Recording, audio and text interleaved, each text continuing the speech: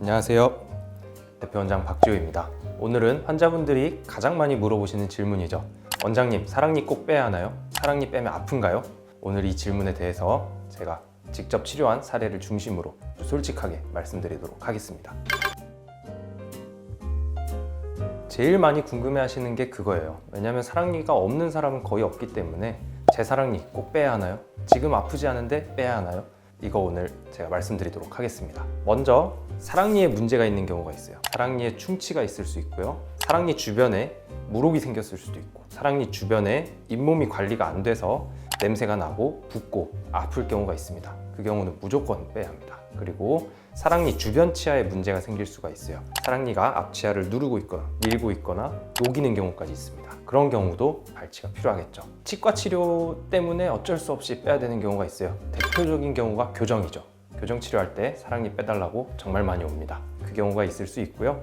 또 뭐 임플란트를 할 때 걸리는 경우, 그런 경우도 빼야 될 수 있겠죠. 반대로 빼지 않아도 되는 사랑니 알아볼게요. 빼지 않아도 되는 사랑니는 정상적으로 나서 위 사랑니랑 똑같이 기능을 하면서 맞물리는 경우, 이 경우는 빼지 않아도 됩니다. 주로 턱이 크신 분들은 사랑니가 날 자리가 충분해서 똑바로 나는 경우도 있지만, 현대인들은 대부분 턱이 작기 때문에 사랑니가 누워서 나거나 뒤로 누워서 나거나 안 나는 경우가 대부분이라고 보시면 되겠습니다.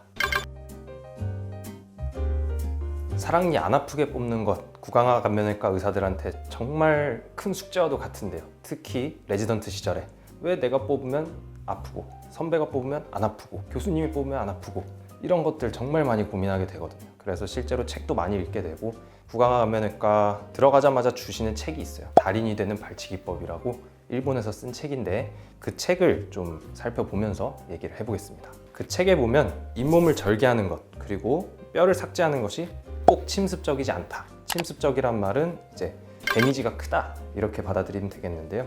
침습적이지 않다라는 내용이 나옵니다. 침습의 크기, 즉 환자가 입는 데미지는 딱 공식으로 나와 있어요. 이 책에는 치음판의 절개, 이거는 잇몸을 절개하는 걸 말하고요. 그 박리, 잇몸을 절개해서 여는 그 양, 그리고 뼈를 삭제한 양, 그리고 가했던 힘의 강도, 그리고 소요 시간, 이 4개의 합입니다. 즉 4개 모두를 줄여줘야 되는 거예요. 절개도 가능하면 조금 하면 좋고, 뼈도 가능하면 조금 삭제하는 게 좋습니다. 그리고 힘도 가능하면 부드럽게 주는 게 좋고요. 소요 시간은 가능하면 빠를수록 좋습니다. 하지만 이 어느 하나가 지나치게 커지면 굉장히 아프게 되는 거예요, 환자분들이. 즉 잇몸을 너무 절개하지 않아도 문제가 생길 수 있고요.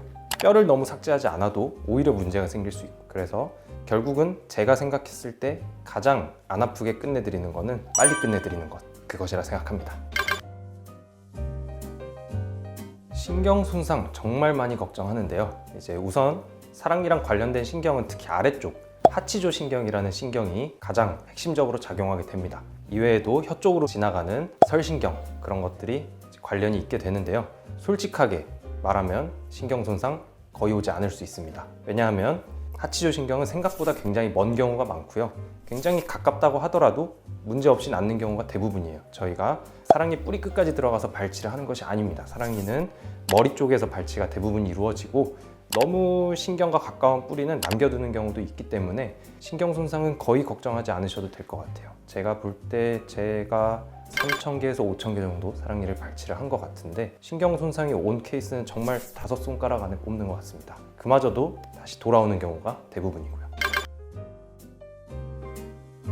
교과서적으로 보면은 뭐 공간적인 문제, 아니면 매복 깊이에 대한 문제, 뭐 다양한 것들이 있지만, 역시 제가 생각했을 때 제일 중요한 건 환자의 성별, 그리고 환자의 뼈의 강도, 이거 정말 중요합니다.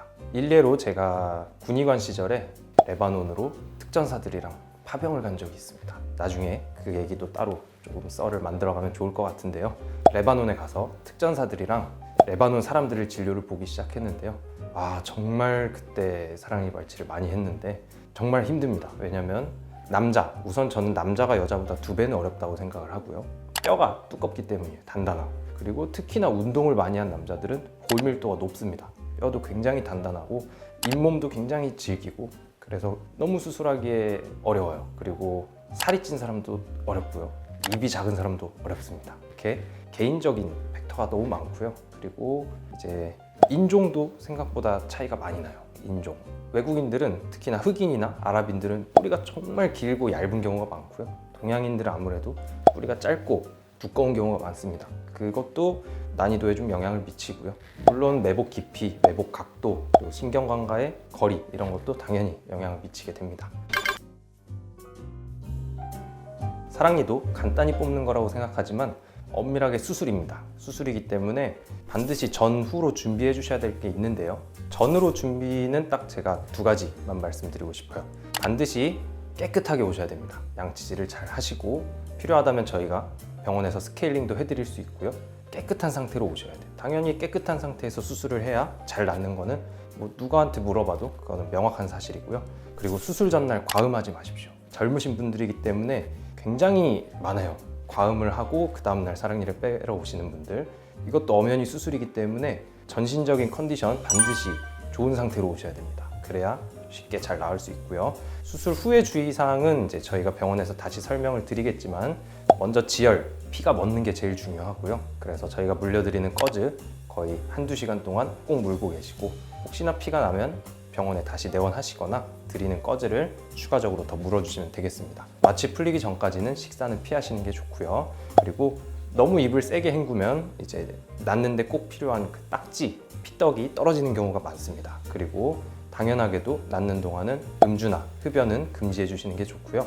너무 지나친 운동이나 사우나 등으로 몸에 열을 올리고 심박수를 너무 높게 만들어주면은 여기서 다시 출혈이 날 수 있어요. 그래서 조심해 주셔야 되고요. 저희가 사랑니 발치는 보통 잇몸을 절개를 하기 때문에 꼬매 놓을 텐데 봉합된 부위에 칫솔질은 피해 주시는 게 좋습니다. 오늘은 환자분들의 사랑니에 대한 궁금증을 해결해 드리는 시간을 가져봤는데요. 이외에도 사랑니에 대해서 궁금하신 게 있다면 얼마든지 댓글로 남겨주시면 제가 추가적인 영상을 통해서 궁금증을 해결해 드리도록 하겠습니다. 오늘 영상 유익하셨다면 구독과 좋아요 부탁드리고요. 부원장 박조였습니다. 감사합니다.